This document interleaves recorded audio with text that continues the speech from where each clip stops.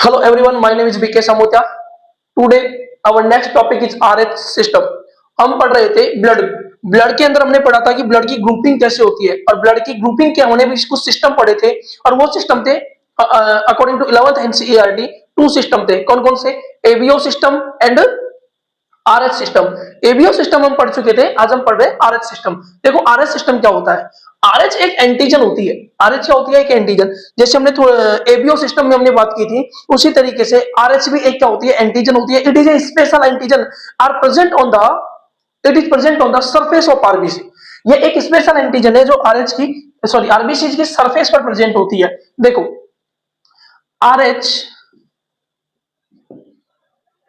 Is A antigen. RH एक antigen है. RH is present on the surface of RBCs. RH RBCs की surface पर present होती है.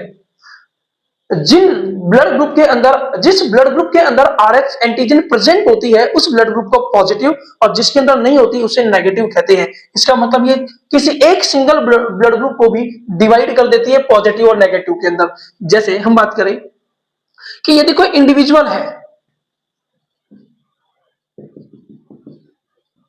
Individual having RH antigen in the blood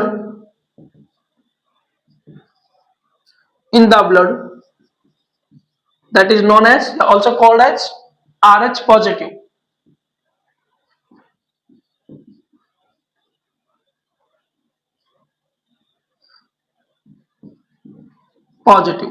जिस individual के अंदर RH प्रोटीन या एंटीजन प्रेजेंट होता है उस ब्लड ग्रुप को हम कहते हैं RH पॉजिटिव.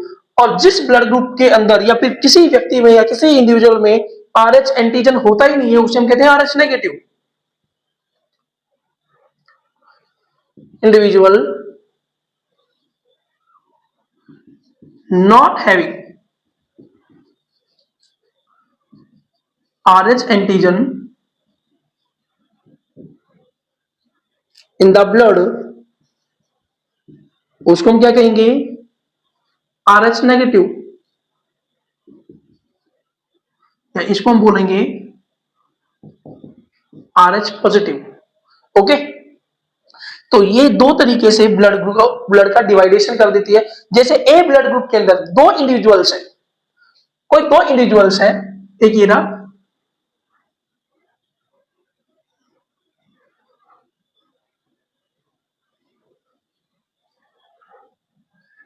ज्यादा बड़ा बन गया है, छोटा बनाते हैं. कोई दो इंडिविजुअल है,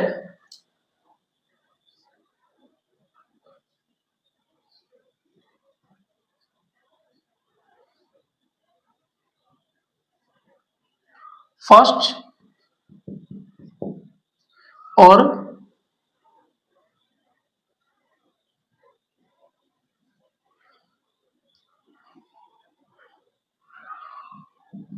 सेकंड. देखो कोई दो इंडिविजुअल है फर्स्ट एंड सेकंड. यदि इसके पास ब्लड ग्रुप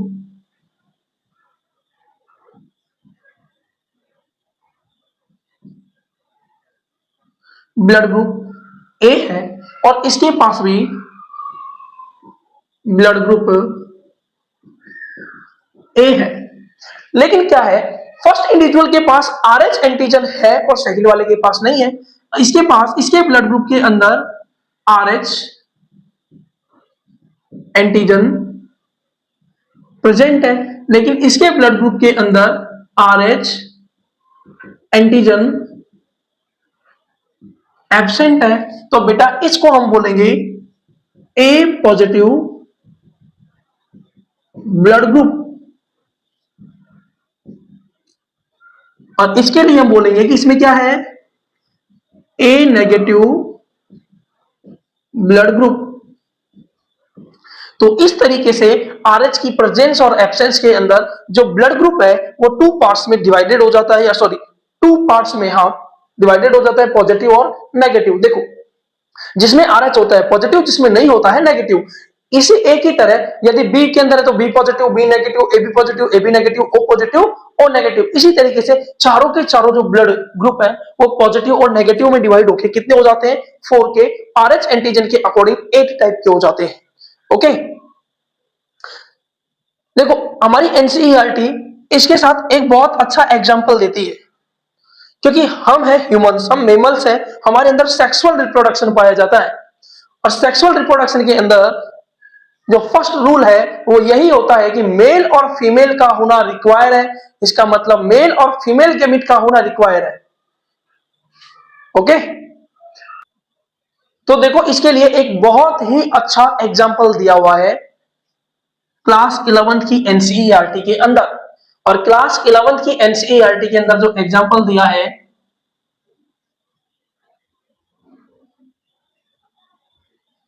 क्लास 11th की जो एनसीईआरटी के अंदर एग्जांपल दिया हुआ है, वो एग्जांपल दिया हुआ है इसका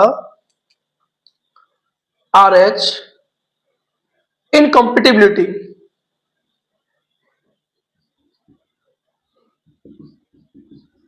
कंपेटिबिलिटी, देखो हम क्या होते हैं, सेक्सुअल रिप्रोडक्शन करते हैं, और सेक्सुअल रिप्रोडक्शन में मेल और फीमेल का होना जरूरी होता है। यदि मेल पार्टनर फीमेल पार्टनर से क्रॉस करता है, देखो क्या होता है, यदि मेल पार्टनर फीमेल पार्टनर से क्रॉस करता है तो फीमेल क्या होती है, प्रेग्नेंट होती है। और जब फीमेल प्रेग्नेंट होती है तो फीमेल का ब्लड ग्रुप और जो बेबी होता है, फोइटस होता है या फीटस बोलते हैं उसे, जो फीटस होता है उसका क्या जो ब्लड ग्रुप होता है क्या सेम ही होगा क्या, कोई जरूरी नहीं है। हो सकता है कि जो फीटस या चाइल्ड है या एम्ब्रियो है उसके अंदर जो ब्लड ग्रुप का जो एलिल है वो पेरेंट से और मदर से दोनों, सॉरी फादर से और मदर से दोनों से मिला होता है। तो हो सकता है कि जो फादर से जो एलिल मिला है ब्लड ग्रुप की रेस्पॉन्सिबिलिटी के लिए वो डोमिनेंट हो और वो आरएच पॉजिटिव हो, जबकि मदर का आरएच नेगेटिव हो। और नेगेटिव हमेशा रिसेसिव होता है पॉजिटिव के आगे। तो पॉजिटिव और नेगेटिव मिलेगा तो इफेक्ट किसका होगा, पॉजिटिव या डोमिनेंस का होगा, ध्यान रखना। तो देखो क्या होता है, यदि कोई आरएच नेगेटिव कोई फीमेल है, ये आरएच नेगेटिव है और इसकी प्रेगनेंसी के दौरान, प्रेगनेंसी में जो फीटस है या चाइल्ड है वो आरएच पॉजिटिव है। ये इसकी प्रेगनेंसी फर्स्ट प्रेगनेंसी है।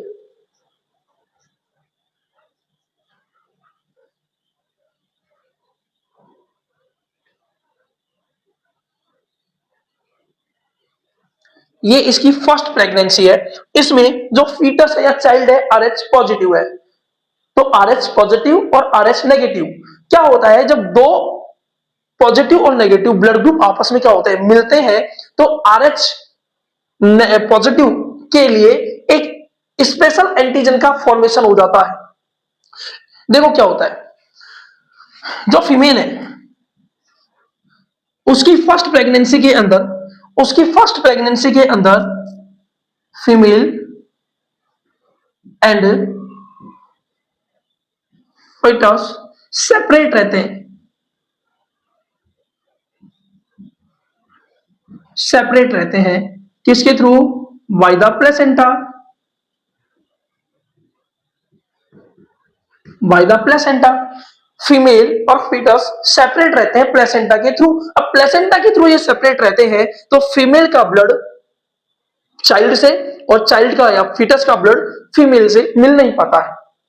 अब नहीं मिल पाता तब तक ठीक है, क्योंकि यहाँ पे क्या होता है, अगर मिल जाएंगे तो एंटीजन बन, सॉरी एंटीबॉडी बन जाएंगे एंटीजन के अपोजिट। तो यहाँ पे मिलता नहीं है क्योंकि दोनों का ब्लड ग्रुप जो प्लेसेंटा होती है उस प्लेसेंटा से क्या होते हैं, सेपरेट होते हैं, अलग अलग होते हैं, लेकिन फिर भी फ्यूजन होता है, ठीक है ना। डिफ्यूजन के थ्रू क्या होता है, सिंपल डिफ्यूजन के थ्रू जो एक्सक्रेटरी मटेरियल और इंपॉर्टेंट मटेरियल है वो baby to mother, mother to baby transfer होता रहता है। देखो क्या होता है, अब ये सेपरेट रहता है, लेकिन जब फर्स्ट प्रेगनेंसी या डिलीवरी, फर्स्ट प्रेगनेंसी के बाद में after the first pregnancy delivery होती है, डिलीवरी के टाइम पर क्या होता है, डिलीवरी के टाइम पर फर्स्ट डिलीवरी के टाइम पर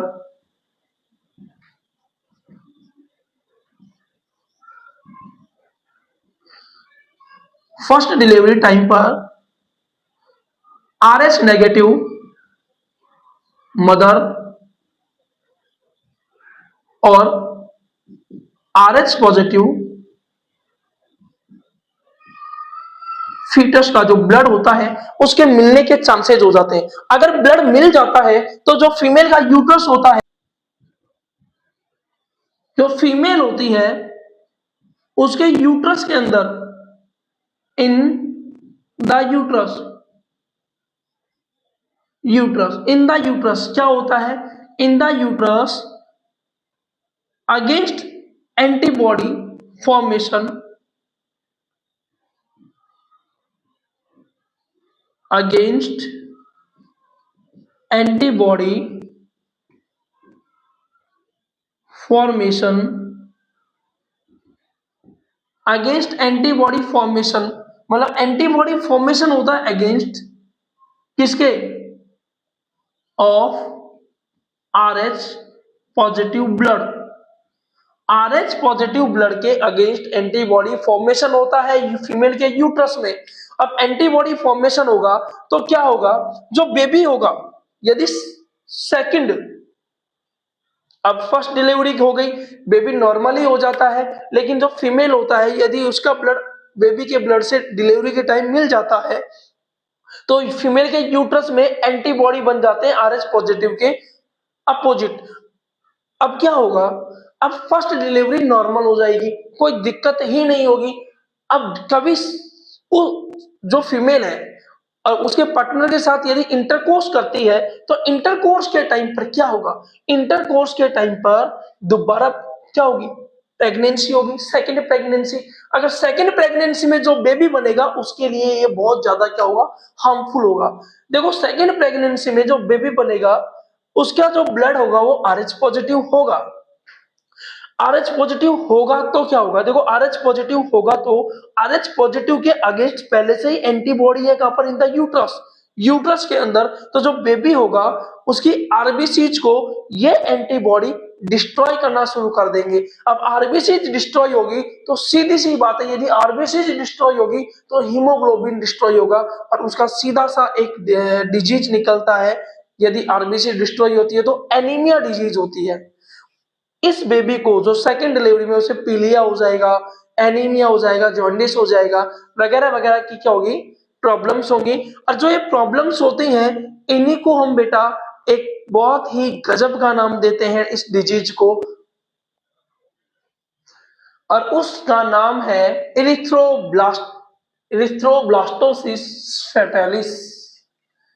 इसका मतलब ये कंडीशन है एक, ये कोई डिजीज नहीं है, it is a condition, it is a harmful condition of the second baby. अब देखो कंडीशन क्या है, this condition is known as, condition is known as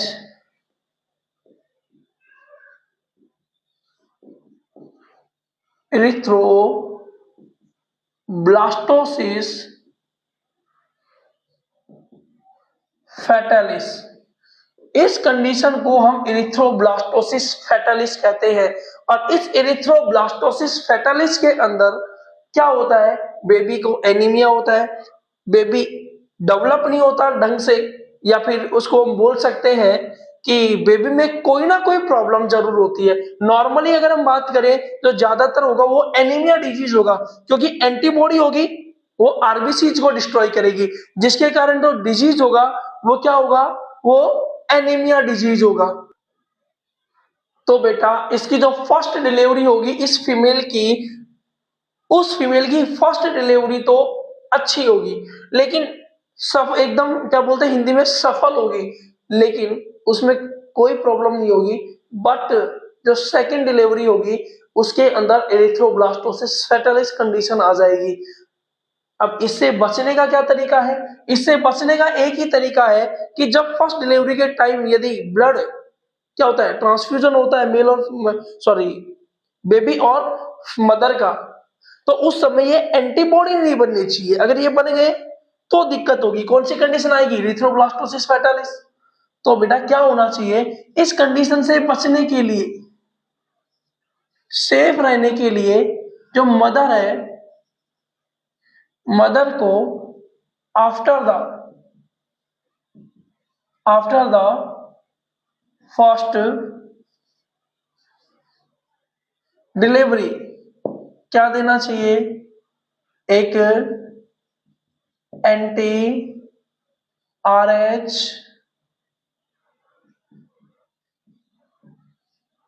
antigen, anti RH